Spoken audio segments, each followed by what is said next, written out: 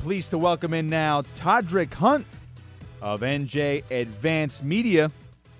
Covers high school football, recruiting, and it's a pleasure to have him on because this guy is a guru. Ask him anything about any of these guys. He'll tell you where they are, how they eat, where they sleep, and what college they're going to. Todderick, how are you today?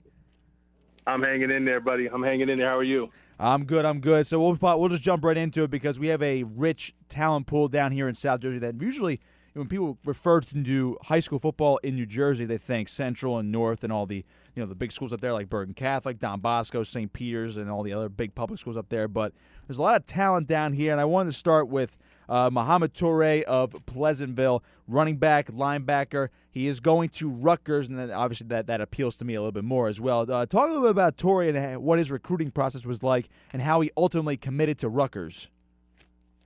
Well, Toure, he got off to somewhat of a slow start, for a guy with his background, obviously being a cousin to Kimoko Toure, who came out of Rutgers and is now a rookie with the Indianapolis Colts.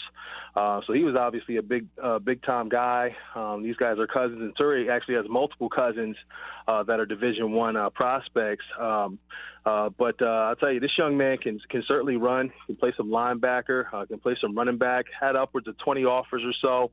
Ultimately, things came down to Temple and to Rutgers. I kind of went back and forth battling between those two programs. I just kind of got the sense he didn't necessarily want to go too far away from home, but certainly had some big-time offers. I know there was a Georgia Tech in there, a number of Power 5 schools looking to get the young man.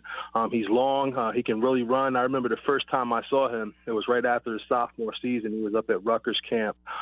He just certainly looked the part, can bend, can explode. And he's actually worked with Kimoko Toure up to this point throughout the off seasons to prepare and to get better. And you see the end results this season. He's actually been shot out of a cannon, making plays. Didn't play last week. Wanted to save himself for this weekend's game against, I believe it's Cedar Creek. But I'm certainly looking out for what he's going to do this weekend. Now, sticking with Rutgers real quick, the Meltons, I mean, they seem to run Piscataway at this point. Bo Mellon's already there. Malachi Mellon, his younger brother, who's still at Cedar Creek, and he's actually going to be, there, as you mentioned before, Cedar Creek taking on Pleasantville tomorrow afternoon. Now, he is also a wide receiver like Bo. A little bit younger, though, but he's very speedy. He plays very similar to Bo as well. What's the deal with Malachi? I mean, at least according to what we had back in August, his top offers were Rutgers, Boston College, and Temple. Do you expect more Power 5 offers to come his way as well? I think so. He obviously has, the great pedigree with Bo being his big brother. I think they're a little bit different. Malachi's maybe a little bit thinner. I remember Bo being a little bit more strapping and kind of carrying guys. That play that kind of stands out in my mind was a play where he was carrying like 6-7 guys on his backs, and it was one of the biggest plays of the year. So that's kind of his game. Malachi, another speed guy, another track star who can really run, runs the 100, 200, can fly. He's really still kind of developing and kind of growing into his own, has a handful of offers. I'm assuming probably at some point throughout the evaluation period, things could pick up for him where he can get to about 10, 12 to 15 offers or so. But he's certainly got, some good options already when you talk about BC and Rutgers and some of these local schools. But I'm sure we'll see things pick up for him as we move towards the eval period. Another one of these skill guys who has jumped off the page this year, and he still has one more year to go in high school. It's Jada Byers. He's a running back from St. Joe's Hamilton. Back in August, all we saw an offer from UMass. That is it. But this kid already has a season's worth of stats through just 4 games, including over 800 rushing yards. He's got 17 total touchdowns. And he is a small running back, though, 5'7", 155. He does play defensive back as well, but probably suited for offense. What do you think about Jada Byers, and do you think he's about to explode onto the scene in terms of college recruiters' eyes? Well, I think he's certainly going to explode. He certainly has already exploded on the scene as far as his ability and what he can do.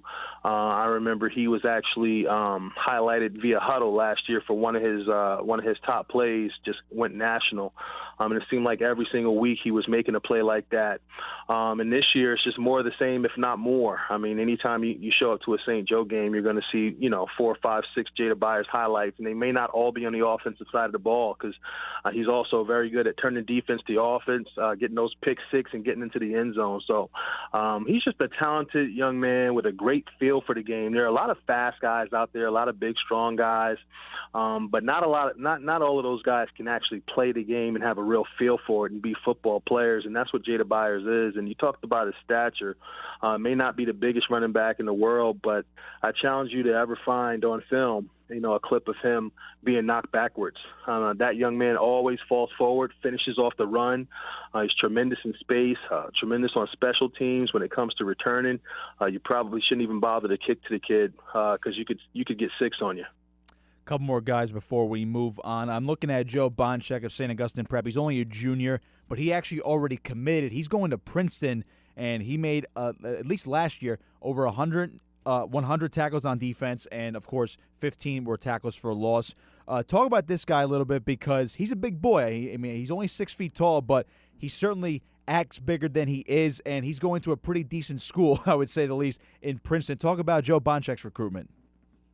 Yeah, I tell you, man, it's been when you talk like Ivy League schools, I think that's a great level of play for him where he can go there and dominate and do some really good things. I actually got to watch him a little bit when they played St. Joe at St. Aug, and he got sideline to sideline. I thought the team really took a little bit of a hit because he was a little dinged up in that game, and I think that may have hurt them a little bit, the physicality of maybe him going down and not being 100%. But he's certainly a guy that runs around with his hat on fire, gets his hat on the football, a physical guy, a team leader, and I think he'll do a tremendous job out there where he can, obviously reach his academic goals as well as his athletic goals. One more guy for you, and it's his teammate Isaiah Rakes. He's also only a junior, defensive and offensive lineman, 6'1", 270. He's had multiple offers. I would expect more. I mean, some of them include Baylor, Cincinnati, Temple, Rutgers, Louisville, and Duke as well. You look at Rakes. I mean, is this a guy who can get even bigger as his body grows? And do you think you're looking at maybe some of the bigger Power 5 schools are going to look at him as well? Well, yeah, I mean, he's certainly on his way to becoming a national recruit. Only about 6'1", 295 pounds, but he's got a really wide, powerfully built frame. And for a guy that big and that heavy, he's pretty light on his feet and pretty nimble. You'll actually see him carrying the football, 5-6 snaps a game for St. Aug, and he does a nice job just kind of running his feet, getting in the gap, and utilizing that big frame to not get on the ground. Defensively, I think he does a nice job in that A-gap, just kind of blowing plays up, utilizing his body and his ability to really run down plays. I think that's his strength, and as he continues to learn to utilize his hands, because I think that's the next step in his development, I think he could be a special player. I mean, he's already got 9-10 offers. Like you said, Baylor, Cincinnati's in there, Duke, Kent State, Louisville. I know Rutgers has jumped in there. UMass, Temple, Wake Forest. So he's got a lot of great options already. I'd expect this offer list to potentially he'll probably pick up maybe about a third of this list, so maybe get to about 20 offers or so. But he's certainly a tremendous player and a great representation of South Jersey football. Todderick Hunt with us, NJ Advanced Media. You can follow him on Twitter at Todderick Hunt, TODDERICK. Hunt. Todderick, one more for you, and it's about recruiting in New Jersey in general. New Jersey is considered a large talent pool for a lot of these big-time programs. I know Rutgers tries to recruit in-state as well, but then you see teams like Penn State, Ohio State, Michigan, basically poaching them away from Jersey, bringing them out to the Midwest. What makes Jersey so special and such a deep talent pool? Because, as I mentioned before, people like to talk about North and Central Jersey, but then at the end of the day, you throw South Jersey in there as well. This is it seems like it's one of the deepest states in the country in terms of football recruiting. And it's crazy because we're the second smallest state throughout the entire country. Obviously, we have a dense population in this state, but when you talk about size, we're not a very big state. We're quite small and easily a top 10, football state throughout the country. So that's always impressed me.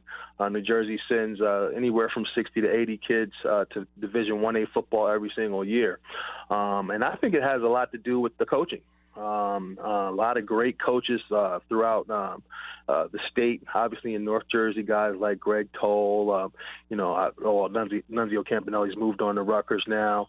Augie Hoffman, all of those guys that are old school guys, physical guys that do it the right way. And obviously in South Jersey, you got, coaches like Coach Sack over there at St. Joe, who's been around forever, has over 300 wins. Got a lot of quality guys teaching the game, who love the game, and it just kind of, I think, permeates through the pores of the players. And as they grow and develop. And I also think, 7-on-7 has really helped the state as well. We used to always sort of be at a deficit to some of those SEC state schools and high schools that had spring football.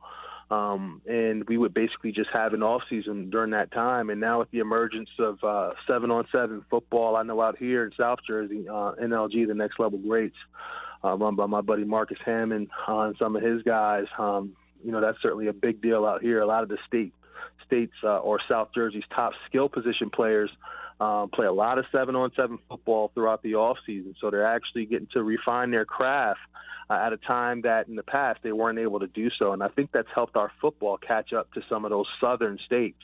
It was already a good, strong product, and now it's even better. And I think we're seeing the benefits of that off-season work.